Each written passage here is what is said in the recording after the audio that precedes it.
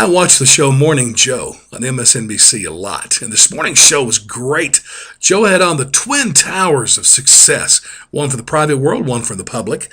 From the public world was Al Gore, the ex-vice president. Al's got a new book out about the future, which kind of makes me laugh a little bit because I'll never forget a comment he made when he was vice president where he said, you know what, we're ready for any unforeseen event, which may or may not occur. What?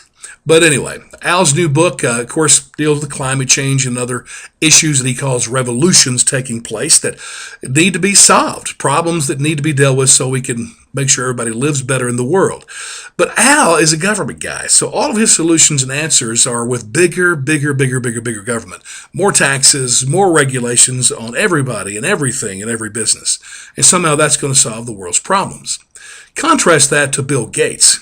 Wow. What an amazing contrast. Bill and Melinda Gates have a foundation where they've put tens of billions of dollars of their own money into this thing, and they've solved problems throughout the world.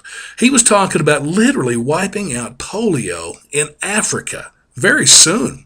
He talked about challenges they see there in Africa, like a lot of tribes don't have electricity and some antibiotics require refrigeration. What do you do with that? Well, they're solving that problem and others with technology and the investments in technology, and it's incredible what is taking place. Back to Al, he's talking about income redistribution. And you know, when he said that, if I'd been on that show, I would have jumped in immediately and I would have said, hey, Al, I'm just curious. I know that you recently sold your television network to Al Jazeera. Now, forget about the weirdness of that. I just want to ask you, you made $100 million personally off that sale. So how are you going to redistribute that money to the less fortunate? You know what? I don't think he's going to. Because that's not the way Al thinks, because Al's too smart for that. Al's a big thinker, and he's going to help governments come up with the right policies and procedures to make sure everybody has their problems solved. Well, please notice the difference.